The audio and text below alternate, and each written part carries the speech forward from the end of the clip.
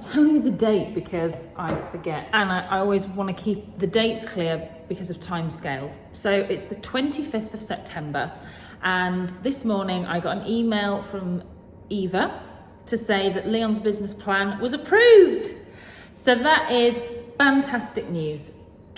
Could not be a better day, could not be a better start to the day. That means both business plans have been approved by the Dreets. I got my DBS check back yesterday. It does say in the list of documents that the birth certificate is not a specific requirement, but it would still help to have it. And I don't want to leave anything to chance. So I'm going to be doing that today, tracking down someone, a traducteur assermenté or traductrice assermentée, to translate my birth certificate. I was quoted 98 euros by Lexedy because they have like an in-house translating team, and that is just an insane amount of money for one document. I'm gonna go to my sisters in a bit because they are working on the house again today, obviously. And I decided to be industrious, and I've made a soup. And I'm gonna make some little fairy cakes, take those up there just to feed the troops while they're working. So, soup is done, pretty much. Just gonna blend that up, and that will be our lunch down at the house. I rang a lovely woman, a lovely lady called Julie Cater, and she is a traductrice assermentée, not far from here, probably about 45 minutes away, which works out very well because they do have to see the original. So what I'm gonna do now is send her an email and send her the scanned copy so that she can work off of that. But then obviously at a certain point, she will have to see the original. So we're gonna meet next week. Might mean that we're back in the UK in the next fortnight. We've got a lot happening in November. Kath and Mark with the house, they're gonna need extra help to get in by the end of the year. It would just be nice to be back here for that. So we've got a, sort of an approximate time frame we want to work towards. We just have to leave it in the hands of the powers that be that it will work out this time. Suddenly my elation is turning to crippling anxiety, but not to worry.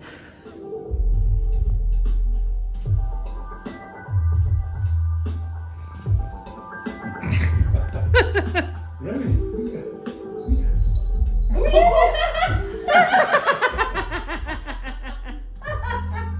Wait till he walks across.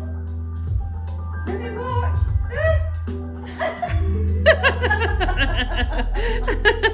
Good afternoon, everyone. Today is Sunday, September 29th. Not a huge amount has happened. However, we did get some real movement with our visa application process, namely that we were able to select a date for our next visa appointment in Edinburgh. That process was interesting because you do have to provide them with a mobile number because TLS sends you an OTP, which I then had to provide to Lexedy for them to be able to book it on our behalf.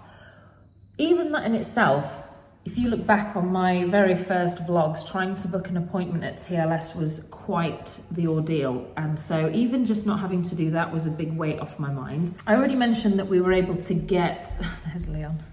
He's been busy bee emptying all of our recycling. I was able to get a translator, a traductrice assermentée, to take care of my birth certificate. The only other thing that remained to do was buy a health insurance policy. We are looking at going back to the UK as soon as next weekend and hopefully going to Edinburgh the following week. So that is very quick. It just suddenly feels like, oh my goodness, we're going back and we're doing this for the second time. There's nothing we've not done, nothing we've not thought of. We've followed all of the advice from Lexedy. There's nothing we've left to chance. And that is how we wanted to approach this the second time. When we're successful, I want to do a video dedicated purely to talking you through all of the different steps, all of the different documents and the process from start to finish. Once I can tell you with confidence that I know exactly how you would go about applying for a visa as a self-employed individual moving to France. Because I think that would be really useful. That's what I really wanted to find when I was doing the process. It's been amazing in the comments to read how many of you are planning your own move and would find it helpful. So that's the whole reason why we decided to start this vlog. I'm trying to think if anything else has happened. Still don't have the van back. Turned out that there wasn't just the clutch to replace, but also the drive shaft. So that's been done as well. So we were planning to collect it on Friday, but never heard from the garage. So we assume that they're still repairing it, which is fine. We do want to get that back before we leave for the UK next weekend. I thought I'd show you what the garage is looking like. So this is part of our wood stock. Leon stacked that solo, but we did the outdoor together, didn't we? Looking very tidy. Is that the timber that you were talking about? Yeah, these are shelves. I'm guessing they're pine. That's something else, but it's quite but they're not scaffolding planks, they're actual bits of timber. So this, I don't know whether That's really lovely, all silvered. That'd make a nice shelf. Yeah, I'm not sure what that is. I mean, like old pine. I think it's all pine, I think, but one bit's older. So this is the rest of the wood that we stacked. So in the interest of prepping prior to our journey back to the UK, we're going to empty this pool because it's definitely seen better days. It was flying ant season as well for all of last week almost. I don't think we'll be going in there again this year, but I wanted to show you guys the orchard because I haven't really shown you the garden yet. Right, so these trees are walnut, plum, apple, pear, and then 2 fig trees. But we've definitely had the best of the fruit from all of the trees, and I've not been paying attention because the walnut tree has started to drop its fruit. Look, there's one there. But they drop in these casings and you need to get them out really because they start to rot.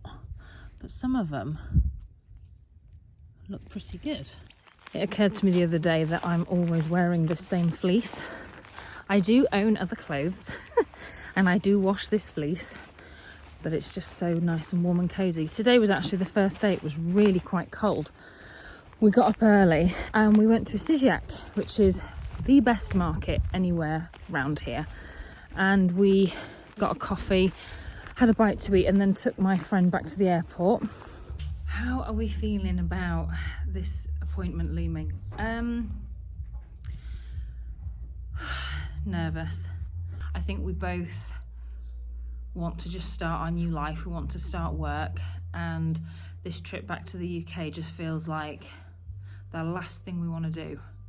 But of course, this is what's going to enable us to stay here permanently. So we're obviously doing it. But I am looking forward to seeing my mum and my sister, niece, nephew, great nephews, all of that jazz.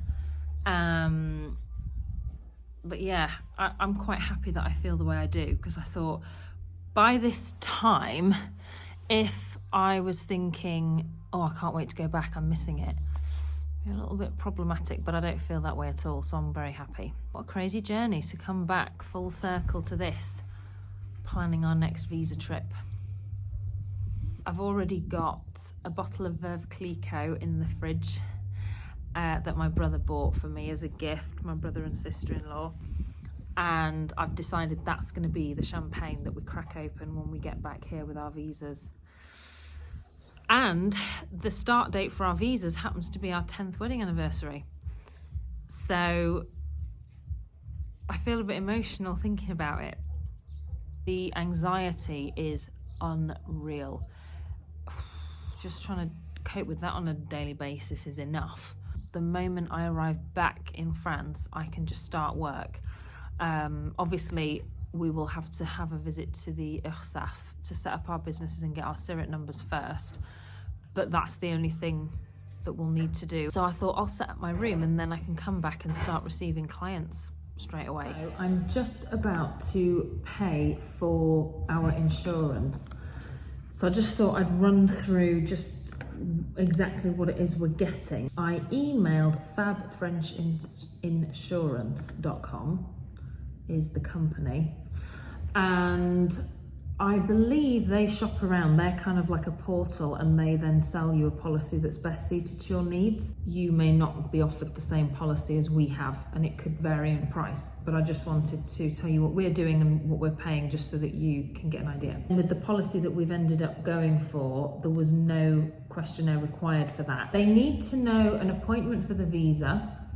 They also need to know if you what country the interview is going to take place in. It says that they can provide you with an initial certificate as proof that you are insured, that the start date is set at the date you've picked on your application form, so it will insure you from the first day you land here in France. So she recommended the Mondial First Euro plan.